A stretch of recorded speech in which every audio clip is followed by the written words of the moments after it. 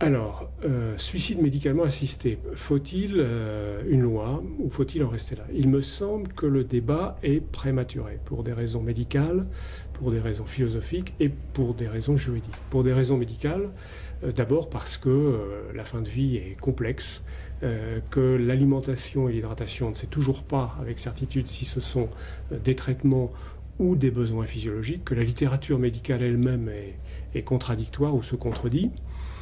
Que la fin de vie, on ne sait pas trop non plus ce que c'est.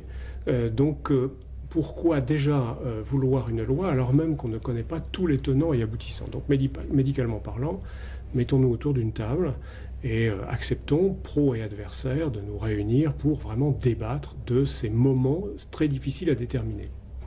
La deuxième chose, c'est question philosophique. Moi, il me semble que et là, je fais une lecture de Kant, dans un prétendu droit de mentir par humanité, qui est que faire tomber, autoriser, dire il n'y a qu'à, etc., c'est faire tomber un interdit aussi fondamental que celui d'un pouvoir assister quelqu'un à mourir.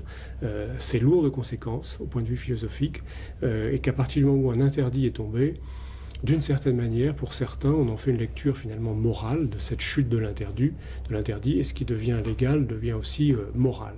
Donc j'ai peur aussi des dérives, d'autant plus que les dérives sont clairement, explicitement reprises dans le projet Leonetti et Claes, où ces deux députés parlent à la fois des EHPAD, c'est-à-dire des établissements où on soigne les personnes âgées. Ils laissent clairement entendre que finalement peut-être c'est inutile de les soigner. Et puis pour les patients type Vincent Lambert, c'est-à-dire les patients type EVC-EPR, pour lesquels ils disent que, sur quoi se base-t-il d'ailleurs, s'ils étaient en mesure de s'exprimer, ils demanderaient à mourir. Donc moi j'ai peur qu'une loi trop prématurément amenée amène aussi à un certain nombre de dérives.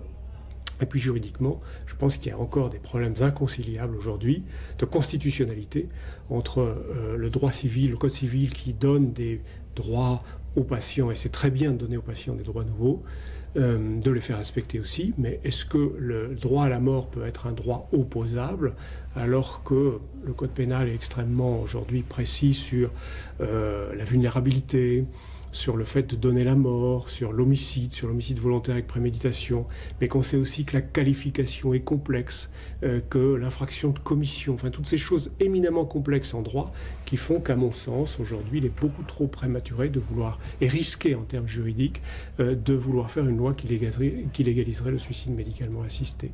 Donc je plaide plutôt pour un débat peut-être musclé, mais fraternel entre partisans, adversaires de tout et son contraire. Qu'est-ce que c'est que soigner? Ça peut être la grande question qui nous réunisse. Jusqu'où ne pas aller trop loin? Avec quels moyens? Pour quelle finalité? Mais finalement, ça pose la question peut-être suprême. Qu'est-ce que c'est aujourd'hui, pour les 20 ans ou 30 ans qui viennent, qu'un acte de soin?